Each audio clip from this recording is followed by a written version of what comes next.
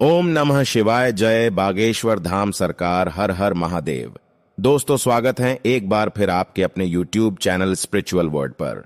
दोस्तों, अगर आप अपनी लाइफ में कुछ नया सीखना चाहते हैं तो चैनल को सब्सक्राइब जरूर करिएगा। साल 2023 में सावन का महीना कब है? इसमें कितने सोमवार पड़ेंगे?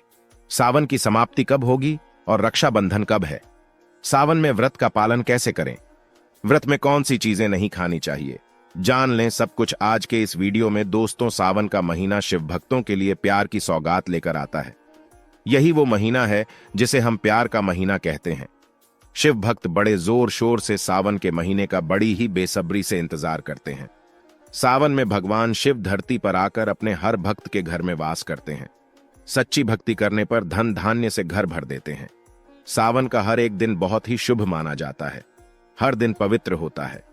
हर दिन भगवान शिव की पूजा की जाती है। लेकिन सोमवार के व्रत के बाद ही कुछ और होती है। सावन के बारे में हर बात बताने से पहले आपसे रिक्वेस्ट करते हैं कि वीडियो को लाइक जरूर करिएगा, दोस्तों को शेयर कर दीजिएगा, और अगर आपने अभी तक चैनल को सब्सक्राइब नहीं किया है तो चैनल को सब्सक्राइब करके बेल आइकॉन जरूर दबाइएगा। पहले जानते हैं सावन के इस पवित्र महीने में कितने सोमवार पड़ेंगे और आपको कितने व्रत रखने हैं। दोस्तों, सावन का महीना इस साल 4 जुलाई दिन मंगलवार से शुरू हो रहा है। इस समय बहुत ही शुभ योग बन रहा है। यह दिन साक्षात मंगलकारी है। इस दिन आप भगवान शिव की पूजा अवश्य करें। 4 जुलाई से शुरू हो रहे सावन के महीने में इस बार शिव जी की अधिक कृपा बरसेगी, क्योंकि इस साल कुल 8 सावन सोमवार के व्रत है। 4 सावन सोमवार व्रत और 4 सावन अधिक मास व्रत इस बार मलमास या पुरुषोत्तम मास होने की वजह से 4 नहीं बल्कि 8 सोमवार के व्रत किए जाएंगे। पहले सोमवार का व्रत 10 जुलाई को, दूसरे सोमवार का व्रत 17 जुलाई को, तीसरे सोमवार का व्रत 24 जुलाई को, चौथे सोमवार का व्रत 31 जुलाई को, पांचवां व्रत 7 अगस्त को, छठे सोमवार का व्रत 14 अगस्त को, सातवें सोमवार का व्रत 21 अगस्त को और 8वें सोमवार का व्रत 28 अगस्त को रखा जाएगा। ऐसे में इस बार सावन पूरे 2 महीने तक रहने वाला है, यानी पूरे 58 दिन न कम न ज्यादा भगवान भोलेनाथ आपके घर में स्थायी रूप से वास करने वाले हैं। तो ऐसे में दिल खोलकर भगवान शिव की उपासना और भक्ति में लग जाए। दोस्तों, ये शुभ संयोग पूरे 19 सालों के बाद बना है। सावन का पहला सोमवार 10 जुलाई को पड़ेगा। इस दिन आप व्रत अवश्य रखें। भगवान भोलेनाथ आपकी सभी मनोकामनाएं अवश्य पूर्ण करेंगे। सावन की समाप्ति होगी 31 अगस्त को और रक्षाबंधन का त्योहार मनाया जाएगा 30 अगस्त। बुधवार के दिन यानी सावन समाप्ति होने से एक दिन पहले रक्षाबंधन का पर्व मनाया जाएगा। ऐसे में अब जान लेते हैं सावन के इस पवित्र महीने में कौन सी गलती नहीं करनी चाहिए जिससे कि शिव जी नाराज ना हो। और सावन व्रत में ये फल तो कभी मत खाना, नहीं तो भगवान भोलेनाथ आपसे क्रोधित हो सकते हैं। आपका व्रत टूट सकता है। आइए जानते हैं कुछ ऐसी सावधानियां जिन्हें भूल कर भी नहीं करना चाहिए। नंबर 1, शास्त्रों में बताया गया है कि व्रतधारी को उधार मांगकर फल आदि नहीं खाना चाहिए। इससे पाप लगता है और व्रत अधूरा रह जाता है। सोमवार का व्रत हो या कोई और व्रत में पड़ोसियों से मांगकर फल वगैरह खाना नहीं चाहिए। व्रत में उधार मांगकर खाने से व्यक्ति का व्रत झूठा हो जाता है। ईश्वर की शरण में आने पर व्यक्ति को झूठ नहीं बोलना चाहिए, कर्ज नहीं लेना चाहिए, चुगली आदि नहीं करनी चाहिए, उधार मांगकर भी खाना नहीं चाहिए। अगर व्रत के दौरान आपको कोई अपनी मर्जी से खाने के लिए कुछ देता है तो उसे आप खा सकते हैं, लेकिन व्रत में कम से कम उधार मांगकर फल आदि खाना नहीं चाहिए। इससे पाप लगता है और व्यक्ति की पवित्रता भंग हो जाती है।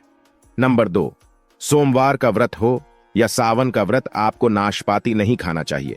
दरअसल इस फल का नाम नाशपाती यानी नाश करने वाला होता है, इसलिए इस फल को व्रत में नहीं खाना चाहिए। व्रत आदि को छोड़कर किसी और दिन आप इसे खा सकते हैं, लेकिन जिस दिन आपका व्रत हो उस दिन नाशपाती का सेवन बिल्कुल नहीं करना चाहिए और भगवान को भी नाशपाती नहीं चढ़ाना चाहिए। नंबर 3, कभी कुत्तू या सिंघाड़े का आटा खाने से भी आपका व्रत टूट सकता है। दोस्तों, लंबे समय से रखा हुआ आटा आपका व्रत भंग कर सकता है। दरअसल पुराने आटे में घुन आदि कीड़े वगैरह पड़ जाते हैं जो ठीक तरह से दिखाई भी नहीं देते। ऐसा आटा खाने पर दरअसल आप मांस का सेवन करते हैं और व्रत में कीड़े खाना घोर पाप के बराबर माना गया है। आपका व्रत इससे भंग हो जाता है। व्रत में ताजा आटा खाना चाहिए। लंबे समय से रखे हुए आटे में कीड़े पड़े जाते हैं तो ऐसा कभी ना करें। व्रत हमेशा शुद्धता में ही रखना चाहिए। सावन का महीना बड़ा ही पवित्र महीना माना गया है, इसलिए ये 5 चीजें भगवान शंकर के पास कभी ना रखे। जानते हैं उनके बारे में। नंबर 1, जहां शिवलिंग रखा हो या महादेव की कोई भी प्रतिमा हो, वहां पर भूलकर भी जूते चप्पल लेकर जाना नहीं चाहिए। जरा सोचिए, जब आपके कमरे में कोई चप्पल लेकर प्रवेश करता है तो आपको कितना क्रोध आता है। तो इसी कारण महादेव भी आपसे नाराज हो जाते हैं और आपको मिलने वाला फल नष्ट हो जाता है। ऐसे में हमेशा मंदिर में नंगे पांव ही प्रवेश करें, क्योंकि चमड़े की चप्पल हमेशा अशुद्ध रहती है। इससे देव शक्ति नाराज होती है। नंबर 2, अक्सर महिलाओं को मासिक धर्म आ जाता है और वो बिना किसी को बताए पूजा पाठ कर लेती है, जो कि शास्त्रों में वर्जित माना गया है। इस समय महिलाओं को जानकर भी अनजान नहीं बनना चाहिए। अगर आपको मानसिक पीड़ा है तो घर के मंदिर में या बाहर के मंदिर में प्रवेश नहीं करना चाहिए। इससे देव शक्तियां नाराज होकर आपसे क्रोधित हो सकती हैं। ऐसे समय में शिवलिंग को छूना घोर पाप के बराबर माना गया है। जरा सोचिए, ऐसी अवस्था में जब खुद महिला को बुरा लगता है तो ईश्वर को कितना बुरा लगेगा। इसलिए महिलाओं को ऐसी अवस्था में मंदिर या यात्रा में जाना, घर में पूजा पाठ करना, भगवान की प्रतिमा को छूना या तुलसी में पानी भी नहीं डालना चाहिए। तुलसी का पौधा भी इससे सूख जाता है। जब देव शक्तियां नाराज होती हैं तो लाजमी है कि घर में कंगाली और गरीबी आने लगती है, लड़ाई झगड़े होने लगते हैं, तो ऐसा कभी मत करना। नंबर 3, शास्त्रों में बताया गया है कि जहां होता है शिवलिंग वहां पर सभी देव शक्तियां सक्रिय रहती हैं। जिसके घर में शिवलिंग होता है वो व्यक्ति महादेव की कृपा सदैव पा लेता है। वास्तुशास्त्र के अनुसार शिवलिंग से हर वर्ग ऊर्जा का संचार होता रहता है, इसलिए शिवलिंग पर जलधारा हमेशा होनी चाहिए, जो ऊर्जा को शांत रखती है। कुछ लोग अपने घर में शिवलिंग तो रख लेते हैं, लेकिन वो कभी हफ्ते में एक बार जल चढ़ाते हैं, जो कि बिल्कुल भी अच्छा नहीं माना जाता। अगर आप जल नहीं चढ़ा सकते तो आप अपने घर में शिवलिंग कभी स्थापित ना करें, ऐसा गरुड़ पुराण में बताया गया है। इससे उल्टा घर में विनाश होता है। नंबर 4, शास्त्रों में बताया गया है कि तुलसी और महादेव का बैर माना गया है। इसी कारण तुलसी में शिवलिंग और गणेश की प्रतिमा को नहीं रखा जाता। कई लोग जाने अनजाने में शिवलिंग को तुलसी में रख देते हैं और घर में परेशानी आना शुरू हो जाती है। इससे महाशक्तियां क्रोधित हो जाती हैं, तो शिवलिंग पर तुलसी पत्र भी नहीं चढ़ाना चाहिए। तुलसी में और शिवलिंग में कुछ दूरी होनी चाहिए। नंबर 5, घर का मंदिर हो या बाहर का मंदिर, किसी भी मंदिर में ऐसे व्यक्ति को प्रवेश नहीं करना चाहिए जिसने स्त्री प्रसंग अर्थात संभोग किया हो या उसने मांस खाया हो। अगर आप शारीरिक रूप से गंदे हैं तो मंदिर के आसपास भी नहीं जाना चाहिए। घर के बने मंदिर पर कोई कपड़ा आदि डाल देना चाहिए। जरा आप ही सोचिए, क्या आप मांस खाकर या स्त्री के साथ शारीरिक संबंध बनाकर भगवान के पास जाएंगे और क्या वो आपसे प्रसन्न होंगे? बिल्कुल भी नहीं। वो आपसे क्रोधित हो सकते हैं, आपसे नाराज हो जाएंगे। शास्त्रों में इसे घोर पाप माना गया है। इससे व्यक्ति नरक में जाता है। ऐसा दुष्ट स्वभाव मनुष्य के बर्बादी का कारण माना गया है, तो ऐसा बिल्कुल ना करें। ईश्वर के सामने हमेशा नहा धोकर मन पवित्र लेकर ही जाना चाहिए। इससे सभी शक्तियां आपसे प्रसन्न रहती हैं। दोस्तों, सावन के महीने में महादेव को ऐसे बेलपत्र कभी मत चढ़ाना, इसे बहुत ही अशुभ माना जाता है। दोस्तों, हम पौराणिक मान्यताओं के अनुसार बेलपत्र चढ़ाने से शिव जी का मस्तक शीतल रहता है। बेलपत्र से भगवान शिव की पूजा करने से दरिद्रता दूर होती है, व्यक्ति सौभाग्यशाली बनता है। इससे हनुमान जी भी प्रसन्न हो जाते हैं, क्योंकि वे शिव के ही अवतार हैं और इस बात को शायद ही कोई जानता हो। दोस्तों, अब आप ये जान लें कि बेलपत्र का उपयोग और इसके लाभ कैसे मिलते हैं। नंबर 1, तीनों लोगों में जीतने तीर्थ स्थल प्रसिद्ध है। वे सभी तीर्थ स्थल बेलपत्र की मूल भाग में स्थित माने जाते हैं। इस बात को शायद ही कोई जानता हो। नंबर 2, अगर बेल का वृक्ष घर के बीचों बीच या पूर्व दिशा में लगा हो तो घर में धन धान्य की कभी कमी नहीं रहती और परिजन खुशहाल रहते हैं। नंबर 3, जो व्यक्ति बेल के वृक्ष के मूल भाग की गंध, पुष्प आदि से पूजा अर्चना करता है, उसे मृत्यु के पश्चात शिवलोक की प्राप्ति होती है। अब जानते हैं बेलपत्र से जुड़ी और कुछ खास बातें। दोस्तों, चतुर्थी, अष्टमी, नवमी, चतुर्दशी और अमावस्या, इन तिथियों को साथ ही संक्रांति के समय और सोमवार को बेलपत्र नहीं तोड़ना चाहिए। पूजा से एक दिन पहले ही बेलपत्र तोड़कर रख लें। दोस्तों, हम बेलपत्र कभी अशुद्ध नहीं होता। अगर आपको पूजा के लिए नया बेलपत्र नहीं मिल रहा है तो आप किसी दूसरे के चढ़ाए हुए बेलपत्र को स्वच्छ जल से धोकर भगवान शिव को अर्पित कर सकते हैं। बेलपत्र में कम से कम 3 पत्तियां होनी चाहिए। कटी फटी पत्तियों का बेलपत्र भगवान शिव को गलती से भी अर्पित मत करना, कटी फटी पत्तियों को अर्पित करने से शिव का अपमान माना जाता है और बेलपत्र का भी इसलिए बेलपत्र की पत्तियां एकदम साफ होनी चाहिए।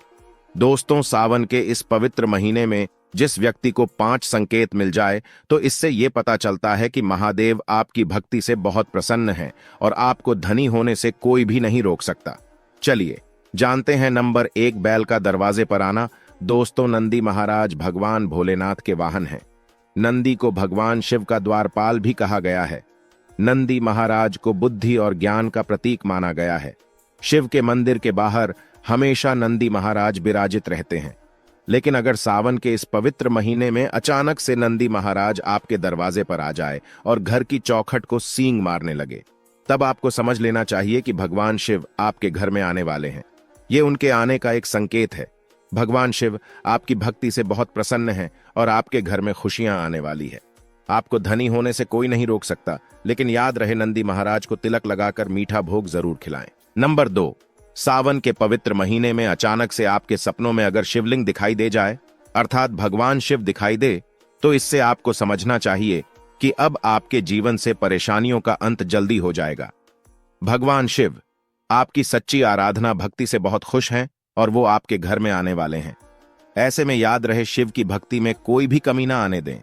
घर को गंदा ना रखें, क्योंकि आपके घर में भगवान शिव पधारने वाले हैं। नंबर 3, शास्त्रों के अनुसार माना गया है कि नीलकंठ पक्षी भगवान शिव का प्रतीक है। अगर आपके घर में सावन के महीने में नीलकंठ छत पर आकर बैठ जाए तो उसे भूलकर भी मत भगाना, क्योंकि यह भगवान शिव का प्रतीक माना गया है। ऐसे में आपको खुश हो जाना चाहिए, क्योंकि भगवान शिव आपकी भक्ति से बहुत खुश हैं।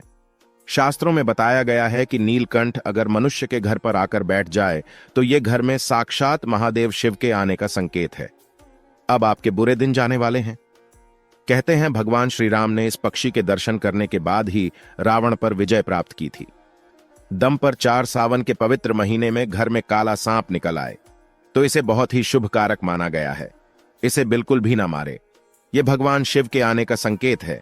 जिनकी भक्ति से महादेव प्रसन्न होते हैं, उन्हें महादेव किसी खास अवसर पर अपने दर्शन देते हैं। सावन का महीना बहुत ही पवित्र महीना माना गया है। यही वो महीना है जिसमें भगवान शिव धरती पर आते हैं और उसी घर में अपना आवास बना लेते हैं जो सच्चा भक्त होता है। सपनों में किसी मंदिर में नाग नागिन का जोड़ा देखना बहुत ही शुभ कारक माना गया है। यह घर में शिव के आने का संकेत है। अब आपके खुश होने का समय आया है। नंबर 5, सावन के शुभ अवसर पर सोमवार के दिन डमरू की आवाज या घंटियों की आवाज सुनाई दे तो यह अत्यंत शुभकारी माना गया है।